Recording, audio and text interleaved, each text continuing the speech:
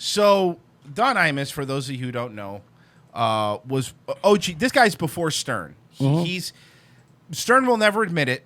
Of course, Stern will never admit it because him and Imus had beef for so many years. But part of the reason Stern was able to do what he did, and of course, I think Stern surpassed him in almost every way you could think of. Of course. But not in charity, but in every other way that you think of. Or being liked. Or being liked, or staying with the same woman. Or being consistent. Right. But besides that, Don Imus had his hair until the day he died. No, Don Imus is part of the reason Stern got to do what he did. Yeah, Don Imus is a pioneer in the world of radio, and let's not, give him shit just because he looked exactly like Fred Phelps. I don't think that is the way we want to remember this man. Poor guy, he really did. But Huffington Post, of course, because they are a trusted news source, wrote, Don Imus, racist radio show host, dead at 79. Imus was fired from CBS in 2000. This is from HuffPo. Imus was fired from CBS in 2007 after he referred to members of the Rutgers women's basketball team as nappy-headed hoes. That was in 2007? Wow, it's been fucking that long. That was a long time. And that was the beginning of this kind of cancel culture. Remember? He was one of the first. It was back when, remember when O&A used to do the apology clock? Yeah. And they would always reset it like a trailer park in Oklahoma with the tornadoes. They would always flip the clock back to 0 when somebody apologized. And remember, they never made it a day or two. There was always somebody going, I want to apologize to the coaches and the team for my comments. Veteran radio broadcaster and known racist, Don Imus. Known racist. He wasn't a racist. Like, this is the thing I don't understand. And please help me out here. Number one, notice that these people, these HuffPos and these groups don't go after, and I don't think they should, but they don't go after Stern the way they went after and are going after Imus. Like, they don't go after, and look, man, I remember old school Stern bits. That guy would drop the hard R N-bomb a lot. Well, I think part of the reason is, and I think that why everybody hates Stern now because he rehabbed his image, is I do think that he saw that coming. Mm-hmm. And he knew the only way out was to go full retard. Have Ellen on all the time. And he sort of got in with the right people, the Hamptons crowd, that maybe similarly of similar backgrounds of Stern. And I think that like everything Stern has done in the past couple of years has been very carefully strategized, and I think he wants to avoid this. Don Imus was great. Look, his show wasn't for everybody. I mean, I listened to some of it. It wasn't particularly for me. But that doesn't negate the fact that he really is part of the reason. A lot of the reason a lot of people doing this shit on YouTube, at least shows like ours or other people's, it's because of people like him. Like, yeah, I was always a radio guy, so I was never a big Imus guy, but you had to always respect and revere the guy for everything he did because he created a genre that we all got to be a part of. So, yeah, I never was a huge Imus fan, but you have to pay tribute to a guy like that. It's kind of like if you're a guitar player and you may not necessarily be totally into Hendrix, you still can't play guitar and not acknowledge what Jimi Hendrix did for your genre. That's all. Then we continue with the wonderful obituary that Huffington Post wrote. Through the years, while he had often teetered on the edge of separating mere bad taste from reprehensible conduct, reprehensible to you, he had always managed to avoid falling into the abyss. He has called African-American Bill Rhoden, the New York Times sports columnist, a quota hire. So, he might have been. What if he was? Yeah. While characterizing another African-American, Gwen Iliff of PBS Washington Week, as a cleaning lady, and Congressman Joe Barton of Texas, who once offended Imus, was called a lying fat little skunk from Texas. How's that racist? It's not racist. Leslie Stahl was a gutless lying weasel, and Rush Limbaugh was a fat pill-popping loser, and Arabs ragheads. Okay, well, if you're going to start canceling people for calling Arabs ragheads or whatever, then the entire U.S. military will never be allowed to have a job. You know what I mean? Like seriously, like they started this out by him being racist, but at the end of it, he was making fun of Rush Limbaugh. Maybe he was making fun of these people because they were I don't know, pissed him off for some reason. I don't know look, I don't know the specifics, okay?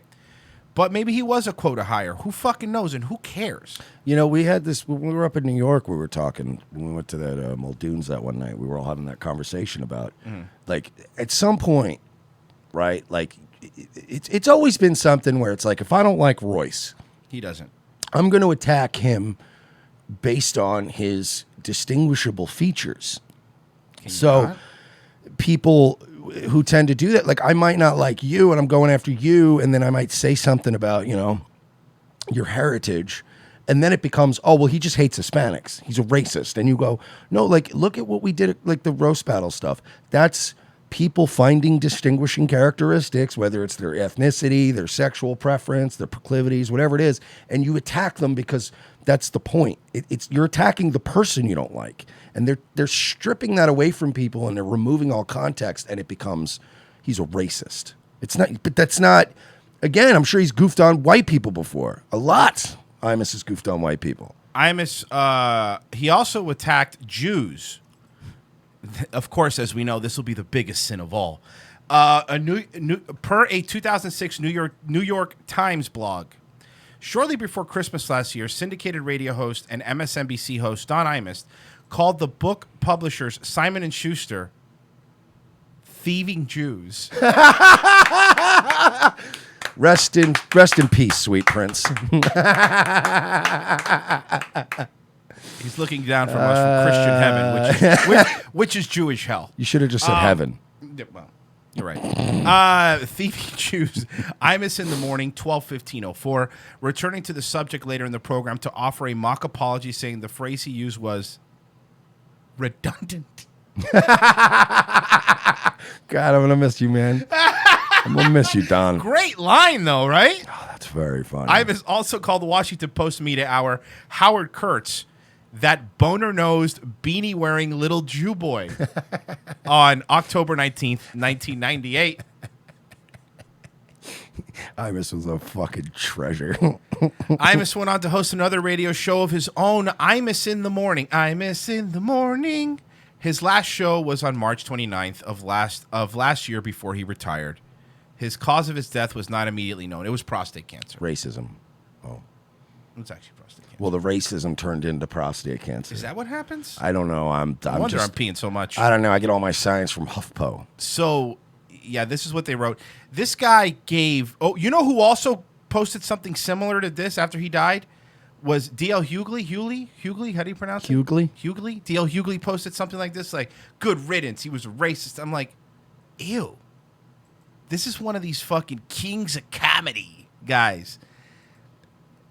The fact that they're shitting on a dead man's body is one of the grossest things, right? Like, I'm not saying, look, obviously, I'm not saying you make fun. We make fun of a lot of shit on this show, and I get it. But we're also not a fucking news organization. You know what I mean? Like, we're not the press, you know?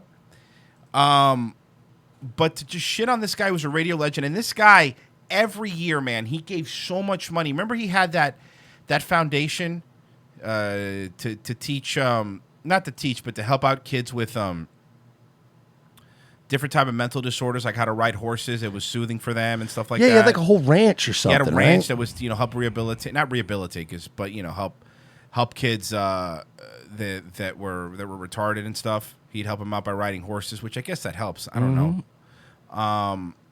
And he would every year he would do fundraisers for different organizations. And of course, whenever you bring that up, just because you give to charity doesn't mean you're racist. Doesn't mean you're not racist. But and I'm like, I don't understand why. What they don't understand is the inverse of that argument is, even if you are mildly racist, and by the way, everybody's a little racist.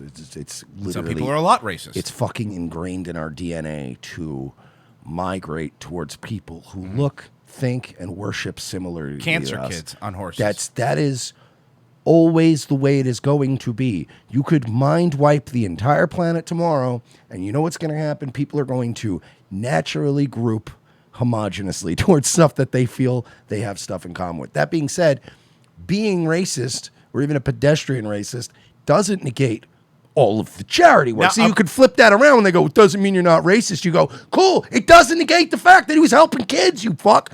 What has the guy who wrote this article done for kids? I saw a lot of pedestrian racists in New York. They're like, I'm walking here, you beep. It was really like very weird. But honestly, what has this HuffPo reporter done for children besides probably fuck them? Well, you can't say that. Okay. I take that back. That's redundant. Senior reporter at HuffPo. His name is Sebastian Murdoch. Let's see. You want to see what Sebastian Murdoch looks like? Oh, he looks exactly. This is a senior reporter? Let me guess. He looks like a guy who has a Nintendo Switch. Yes. Yep. You fucking nailed it. This is Sebastian Murdoch from HuffPo. Is he, 19 years old? Yeah, seriously. When your senior reporter looks like that. Remember when your senior reporter would be fucking Dan Rather? Right? Remember when they'd go to like Wolf Blitzer live in Iraq? At least he was like old and fucking looked like a senior reporter. Here is just Twitter account. Look at his pinned tweet. Oh, he's the one that wrote that article that I also shit on. Paul Watson throws Alex Jones under the bus, and he never did. He wrote this article where the title was, Paul Joseph Watson throws his old pal under the bus in deposition. And if you read the article, like the third paragraph was, Watson, however, attempted many times to defend his old friend in depositions by saying, like basically just denied, he literally contradicted himself in his own article. And look at the little circle jerk of these other fucking people.